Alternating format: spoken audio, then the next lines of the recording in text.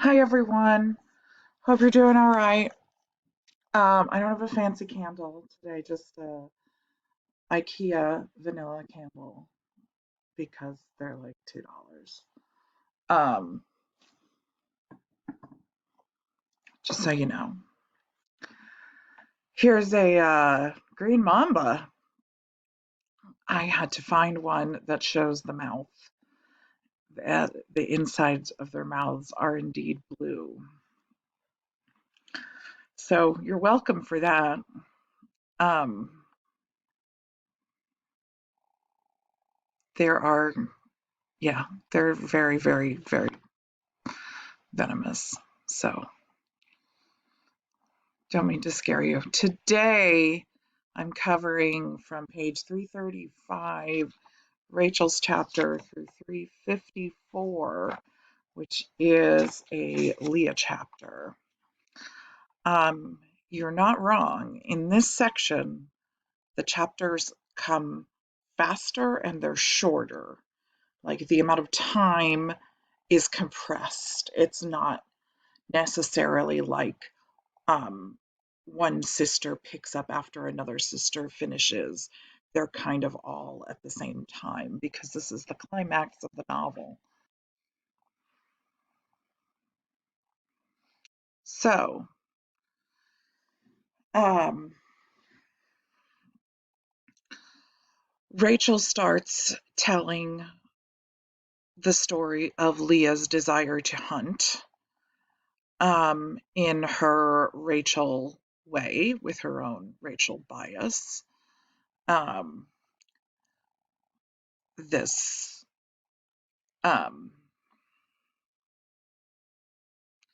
Do you ever talk to, I mean, I've had many conversations with my children or students. Well, this is all just terrible. Okay, well, what happened? Well, she was just a jerk to me. Well, what happened? So it's like this first paragraph is Rachel venting, um, and then she finally starts and tells what happens. With Leah volunteering to go on the hunt with the village. Tata Ndu announces the whole village is going on a hunt, which, well, if they kill an animal for meat, the Price family will, I guess, get a share, but Leah wants more of a share. So she um, volunteers to go on the hunt, which is unacceptable among the men in the village because she's a girl. It's also unacceptable to Nathan, who himself is not going on the hunt and doesn't it seem to occur to him to go on the hunt with all the other men and some older boys as well. Um, Anatole is in favor of Leah hunting, and so is Nelson. Um, Nelson jumped right in to agree with Anatole, saying we should be glad for every hour that shoots straight, even if it comes from a girl. And then Rachel's take is Nelson is just proud of being the one that taught her to shoot, and Leah is primarily just primarily a show off. Um, and then here's another malapropism of Rachel. Naturally, father had his own addenda for the meeting. The word that she meant was agenda, like um, his own list of his own goals for the meeting, but addenda are things that get added to something. So it's kind of also not wrong. That's Rachel's malapropisms. Um, and of course, he turned it into a prayer meeting, but nobody listened to it. And then, um, so Father Nathan Price. I had a student last year who didn't realize that Father and Nathan were the same person. So I probably should have mentioned that earlier.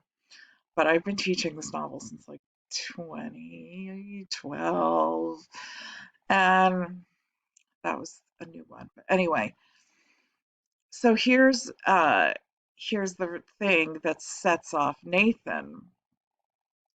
Well, the chief is angry, and so is Tata Kuvudundu. Remember Tata Kuvudundu? Everybody say it with me. Tata Kuvudundu. Um, the He's the person that they think is the town drunk, but he's not. He's like the witch doctor or shaman of the village. He's an advisor to Tata Ndu. He is very committed to the traditional ways, which means a girl hunting is not okay. So he gets very angry, and when they vote for when Leah wins the majority of the pebbles to be allowed to vote, Tata Kuvudundu is very, very angry about this. Says no one will sleep, and he waves his hands in the air.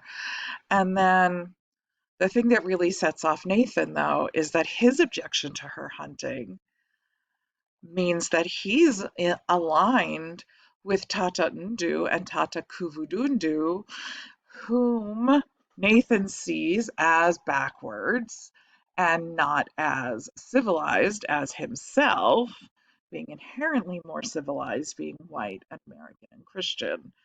Not necessarily in that order, but definitely those things.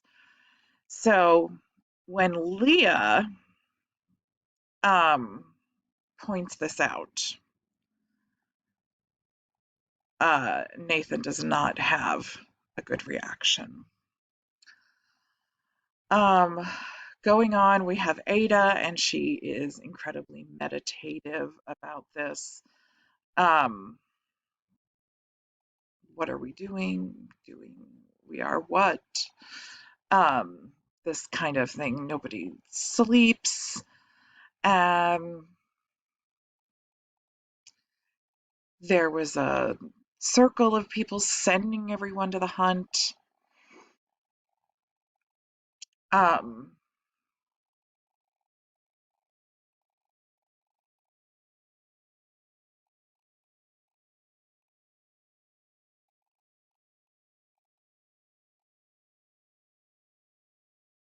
and sorry, just looking at this, I'm trying to remember the correct sequence of events. That really kind of happens more clearly in Leah's chapter here. Where am I? Page 94 of the PDF. So they go on the hunt, and wouldn't you know it, Leah's the one who kills a beautiful tawny beast with curved horns and a black diagonal stripe. I think I have a picture of this. There you go. Much less scary than the green mamba. Um, Wrong tab. The impala. He kills an impala. And then there's this dispute about whose arrow actually killed, whether it's Leah's arrow or Gibenye, one of the sons of the chief, whose arrow actually did the killing of the animal, because there are several arrows that went into one, two arrows in his flank. And Tata Ndusan. So, and Nelson, being loyal to Leah, um, speaks up for Leah, and uh, it's all really bad. And then we have Rachel's short chapter. Um, Rachel has decided to be a vegetarian and expects that to be big news. Everyone, she's horrified by the kind of savage nature people are reduced to. And even Ruth May is just kind of eating insects with the other children. They're all starving. I don't know. Wouldn't you? Um, Maybe it puts in perspective not having the right things at home because of availability at HEB if you are annoyed about that. My children have been varying degrees of annoyed about not getting the right things, but getting those substitutions. Um, we're not going to starve. We're not. We are very, very far from skinning an antelope with our teeth and picking up grub worms and popping them into the mouth. So I hope you guys all are as well. That's really scary. So then we have Leah's other chapter. Leah's very angry, whether or not her anger is justified. It's hard to say because of the heightened place that they're in. Um, they offer just a crappy piece of meat to Leah because the chief is still saying that his son is the one who killed the antelope. Leah refuses. They give it to Anatole. It's all really, really bad. And where is this? This is already page 354. So it came to pass that the normal, happy event of dividing food after a hunt became a war of insults and rage and starving bellies. There should have been more than enough for every family. But as we circled to receive our share of providence, the fat flanks of the magnificent beasts we'd stalked on the hill shrank to parched sinew, the gristle of drought-starved carcasses. Abundance disappeared before our eyes. Where there was plenty, we suddenly saw not enough. Even little children slapped their friends and stole caterpillars from each other's baskets. Sons shouted at their fathers. Women declared elections and voted against their husbands.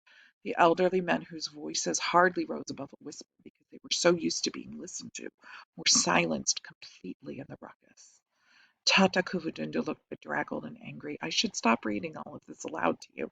You guys can all read. It's just such beautiful language. It's such a stark, horrifying, but beautifully written uh, use of imagery here. And um, and unfortunately, it gets worse from here.